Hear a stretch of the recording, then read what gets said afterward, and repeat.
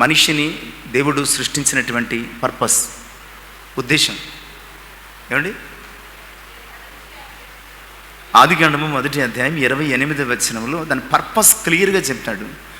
దేవుడు వారిని ఆశీర్వదించాను. ఎలా ఆశీర్వదించాడంటే, మీరు ఫలించి అభివృద్ధి చెంది విస్తరించి భూమిని నిండించి దానిని లోపచ్చు. అంటే మనల్ని దేని కొరకు ఆయన సృష్టించాడంటే ఫలించడానికి. ఫలించడం అంటే సంపాదించుకోవడం, లేదంటే సమకూర్చుకోవడం, ఇది కాదు.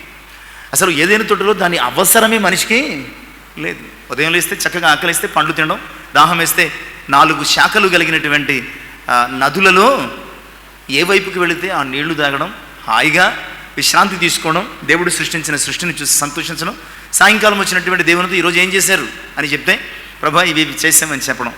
పర్పస్ అసలు మనిషి ఫలించడమే దేవుని ఉద్దేశం. ఎప్పుడు మనిషి భౌతికంగా నేను మాట్లాడటం లేదు, ఎప్పుడు మనిషి ఆత్మీయంగా ఫలిస్తాడో అప్పుడు మనిషికి అన్నీ లోపడతాయి. చివరిగా చెప్తున్నటువంటి ఆ వర్స్లో చివరి, భూమిని లోపరుచుకొనుడి. నువ్వు ఎప్పుడు దేవుని యందు ఫలిస్తావో అప్పుడు ఆయన సృష్టి అంతా కూడా నీకేమవుతుందండి? లోపల. కానీ దేవునిలో ఫలించాల్సినటువంటి మనిషి తన పాపములో ఫలించడం మొదలుపెట్టాడు. భూమి మీద చెత్తంతా వచ్చింది. ఫలించాల్సిన మనిషి ఆత్మ కూడా చెత్తగా మారిపోయింది. అలాంటి సమయంలో యేసు క్రీస్తు మన కొరకు తన ప్రాణాన్ని పెట్టి రక్తం చెందించాడు. ఆయన అన్నాడు, మీరు బహుగా ఫలించాలంటే ఏం చేయాలి?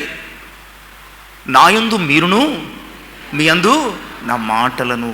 అంటే ఫలించాలి అంటే ఒకసారి ఫలం పోగొట్టుకున్నాం, తిరిగి మరలా మనం ఫలించాలంటే ఒకే ఒక ఆప్షన్ ఏమిటంటే అది క్రీస్తునందు అంటు కట్టబడి జీవించాలంతే.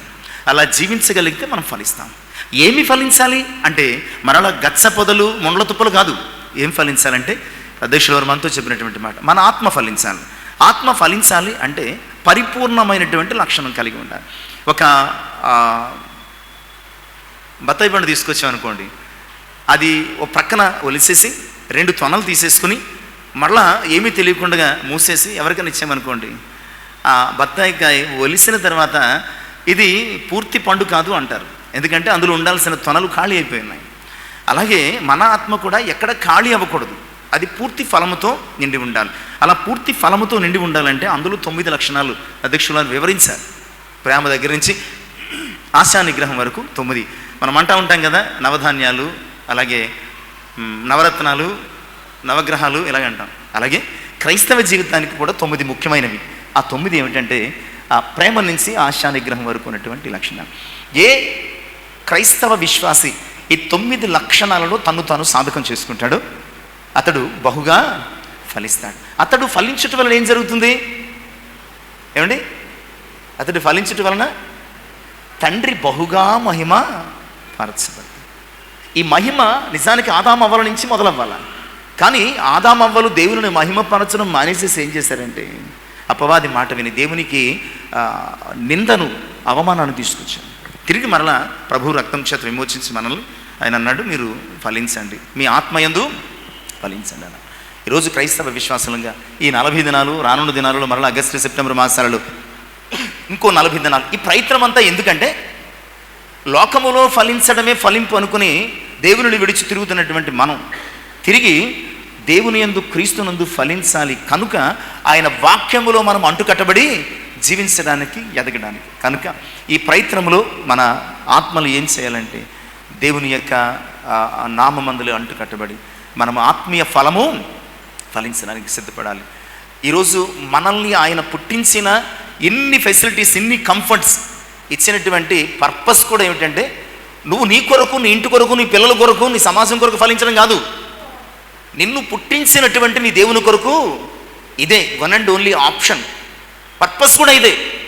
ఈ పర్పస్ మన లైఫ్లో నెరవేర్చబడ్డానికి మనకి తిండి అవసరం, వస్త్రం అవసరం, ఇంకా ఇతర విషయాలు అవసరం. కనుక ప్రియులారా, మనం ఇతర విషయాల గురించి పొందుతాం అంతే తప్ప మనం సంపాదించుకోవడానికి, ఇల్లు కట్టుకోవడానికి, ఇంకా అవి ఇవి కొనుక్కోవడానికి దేవుడు సృష్టించలేదు.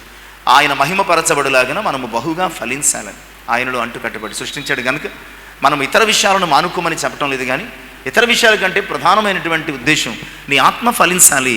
ఆ ఫలము దేవునికి మహిమ కావాలి. ఏ ఆత్మ ఫలిస్తుందో ఆయన ఆ ఆత్మని ఏం చేస్తాడండి? గుర్తిస్తాడండి. ఫలించకపోతే శపిస్తాడు. ఫలించకపోతే ఏం చేస్తాడండి? శపిస్తాడు. అక్కడ అది అంజూరపు పండ్లు కాలము కాదు అని రాయబడిందండి. అది అంజూరపు పండ్ల కాలము కాదు. చెట్టుకు కాలం ఉందేమో కానీ విశ్వాసికి కాలం లేదు. పలానా చెట్టు పలానా కాలంలోనే ఫలించాలి అనేటువంటి ఒక ధర్మం ఉంది, కానీ విశ్వాసికి మాత్రం ప్రతి కాలంలోనూ నీవు ఫలించాలి. ఎందుకంటే ఆయన రాక ఎప్పుడు మనకి తెలియదు. ఆయన దొంగవలే వస్తానన్నాడు. కనుక దొంగవలే వస్తానన్నప్పుడు ఆయన కొరకు ఫలించాల్సిన మనం ఆయన ఎప్పుడు వచ్చినా ఎత్తబడడానికి మనము ఆయన ఎదుట మన ఫలాలు చూపించడానికి సిద్ధంగా ఉండాలి. కనుక చెట్లకు కాలం ఉంది కానీ విశ్వాసికి కాలం లేదు.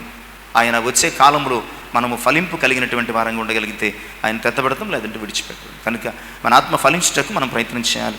ఈ వాక్యము మనతో పంచుకున్నటువంటి మా అధ్యక్షుల వరకు మరి మన ప్రత్యేక ధన్యవాదాలు. మీ అందరికీ నా శుభాలు తెలియజేస్తున్నాను.